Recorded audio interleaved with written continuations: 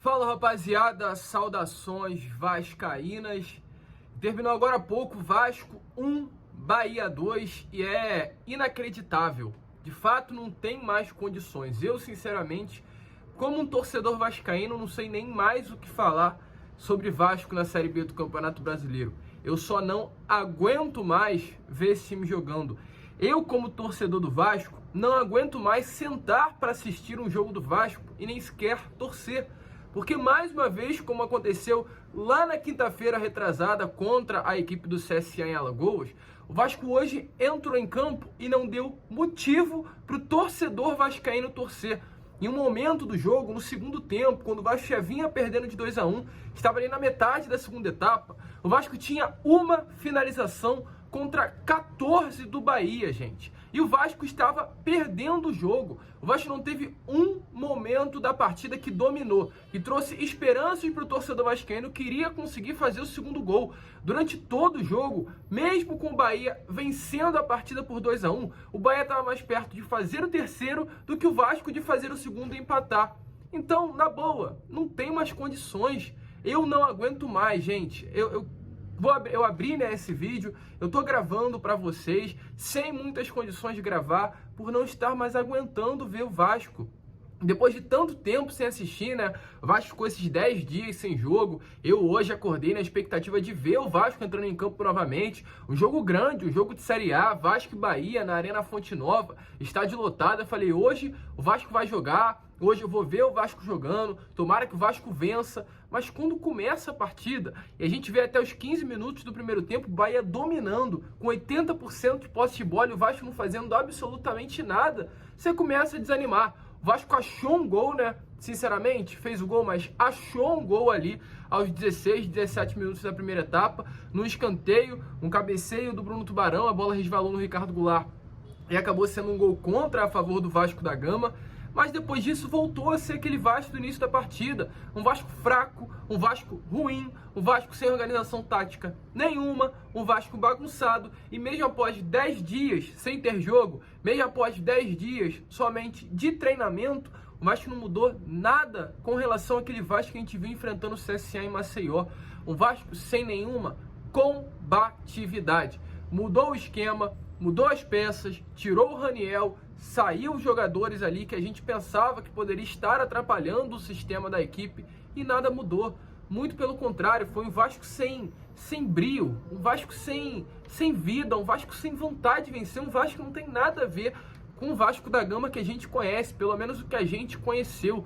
E tá triste, cara. Uma situação crítica. Hoje o Vasco é o quinto colocado. Hoje o Vasco tem 4 pontos de distância do Londrina, atual quinto colocado da Série B do Campeonato Brasileiro. Quarta-feira é um jogo importante, em São Januário, para mais de 20 mil torcedores. E a torcida do Vasco apoia. Jogar em São Januário com o Vasco bem, com o torcedor vascaíno empolgado, é bom. Agora jogar em São Januário, pressionado, com a torcida cobrando, quero ver se esse elenco vai aguentar. Eu acho, sinceramente, que esse elenco do Vasco não tem capacidade para aguentar um São Januário não jogando a favor, mas jogando contra, que quarta-feira vai ser pressão pela vitória. E é uma situação completamente difícil, completamente complicada.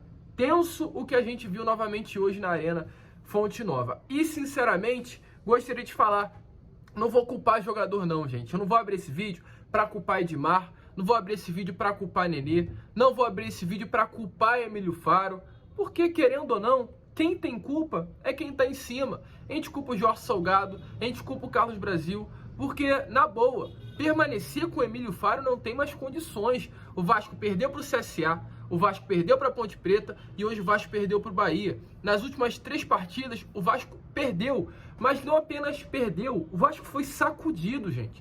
O Vasco na Ponte Preta jogou bem, mas perdeu por 3-1, foi sacudido. O Vasco pro CSA na quinta-feira retrasada perdeu por 2-0, foi sacudido para o CSA. E hoje novamente contra o Bahia, o Vasco foi sacudido. Um Vasco sem combatividade, um Vasco que não é organizado, um Vasco que não leva perigo ao adversário. Parece que o Vasco está jogando com 5 e o adversário está jogando com 20, 30. Parece que em todos os espaços, o Bahia, no caso hoje, ou o CSA na quinta-feira retrasada, tem jogador e o Vasco não tem. Isso não é normal. Isso, na minha opinião, hoje passa sim por um problema, quem está na beirada de campo comandando a equipe. E a culpa, sim, da diretoria. O Vasco passou por um momento, um gráfico com relação ao desempenho absurdamente oscilante durante a temporada. Começou com o Zé Ricardo aqui embaixo, de repente subiu, iniciou essa subida na Série B do Campeonato Brasileiro, chegou num topo, mas depois que o Zé Ricardo saiu, gente, com a chegada do Maurício Souza, a saída do Maurício Souza e agora com o Emílio Faro, o Vasco vem numa queda absurda. E se não cuidar, no final do ano não vai subir para a Série A do Campeonato Brasileiro. Hoje o Vasco ainda é o quarto colocado, com 4 pontos de distância para o quinto, que é a equipe do Londrina, porque a Série B é muito ruim. Não é pouco ruim, não. É horrorosa a Série B do Campeonato Brasileiro. Como é ruim a segunda divisão. Adversários fracos. E o Vasco hoje, nesse momento da tabela, nesse momento da competição, consegue ser pior que os adversários que já são ruins na Série B. O Vasco hoje consegue ser pior que o Londrina, que é o quinto colocado. O Vasco hoje consegue ser muito pior. Não é pouco pior, não. É muito pior do que a equipe do Bahia, que é a segunda colocada. O Vasco consegue ser pior para a equipe do Grêmio, que perdeu para o Ituano nessa rodada por 1-0. E o Vasco consegue ser pior, gente, para o antigo 18º colocado, que é o CSA. O Vasco, quando enfrentou o CSA lá na última rodada, no caso, né, lá em Maceió, o CSA era o 18º, estava no Z4 da Série B. O Vasco tomou um vareio por uma equipe que naquele momento estava na zona de rebaixamento para a Série C. Então é preocupante. É preocupante, imagina o Vasco pegando o Cruzeiro no Mineirão lotado. O vareio que o Vasco vai tomar para a equipe do Cruzeiro, gente, que acabou de dar de 4-0 aí diante do CSA. Não lembro qual foi o adversário que o Cruzeiro enfrentou, Náutico. O Cruzeiro venceu de 4 do Náutico no Independência.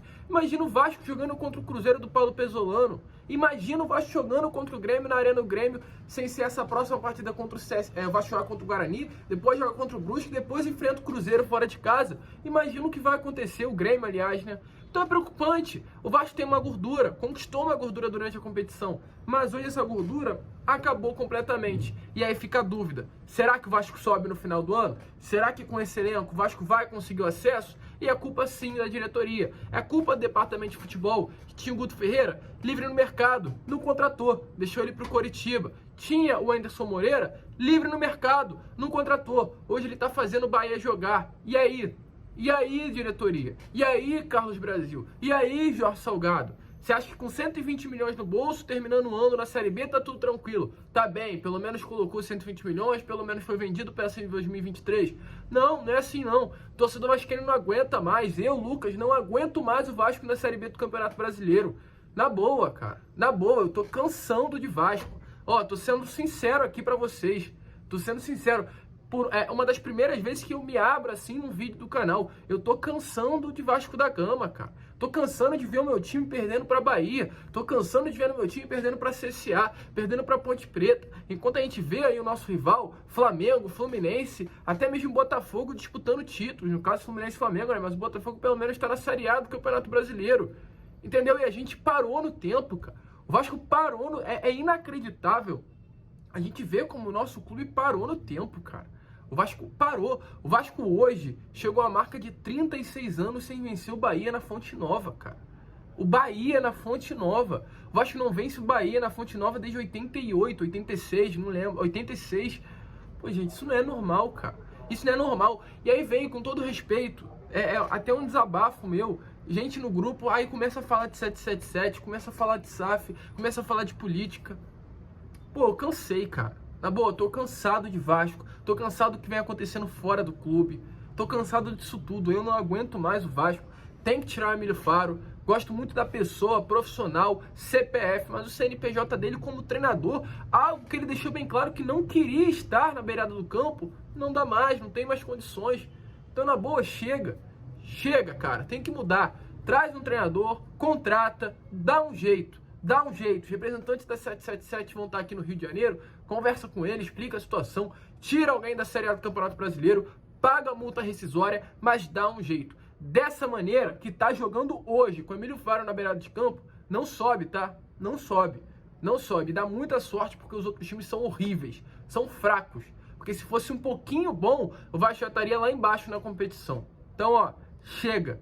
Pra mim, já deu, não tem mais condições, cara. Tô cansado de ver o Vasco jogando e hoje, depois dessa derrota aí, que a gente não torce, essa é a grande realidade. O torcedor vascaíno não tá conseguindo mais torcer e a partir do momento que isso acontece, tem alguma coisa errada. Quando você, eu e qualquer torcedor senta para assistir o jogo do seu time e você não consegue torcer, é que tem algum problema acontecendo. Aquilo que era para ser o nosso entretenimento, porque a gente é torcedor para se alegrar, a gente é torcedor para vibrar, a gente é torcedor para se entreter. E a partir do momento que a gente senta para ver um jogo e fica irritado, tem alguma coisa errada acontecendo. E o torcedor vascaíno tá nessa, ó, há 20 anos. Então, já deu, cara. Já deu, tô cansado, eu prefiro nem falar de tática agora, mas só sobre esses jogadores, o Aidemar não dá. Já deu, ficou claro que não tem condições de jogar bola. Quinteiro, uma partida horrorosa do zagueiro. Se o Vasco perdeu hoje, cai muito sim na conta do Juan Quinteiro. Que partida ruim que o colombiano fez, após realmente também o fracasso do Danilo Bossa na quinta-feira, que é o reserva do Quinteiro, ou seja, vai estar mal na posição. André Santos sumindo do jogo, mas é normal, um jovem que oscila. Yuri Lara foi um dos únicos jogadores que apareceu, desarmou aquela vantagem sempre. E o Emílio Faro mexeu mal o time. Alex Teixeira jogou bola, mas tá sozinho lá no ataque, sozinho não vai fazer nada. O Nenê jogou muito mal. O Gabriel Peck e Figueiredo entraram no segundo tempo, também não conseguiram fazer nada. O Bruno Tubarão sozinho também não vai conseguir fazer nada. Acho que hoje o Vasco foi muito mal posicionalmente. Isso acabou fazendo com que o time em si não conseguisse jogar bola, como aconteceu na última quinta-feira. Então não tem como colocar um culpado em si, porque o Vasco foi mal. Se tem um culpado, é o Emílio Faro, que ajeitou o Vasco muito mal para essa partida de hoje contra a equipe do Bahia. Eu vou ficar por aqui, não tem muito mais o que falar. Se você curtiu, se inscreva no canal, deixe seu like, compartilhe. E na boa, cansei, cara. Tô cansando de Vasco, é fogo. Tá difícil torcer pro Vasco. Quarta-feira tem mais, Vasco Guarani. E amanhã, 7 horas da manhã, tamo aqui no canal. Tranquilo, rapaziada? Valeu, grande abraço, vamos que vamos. Saudações vascaínas.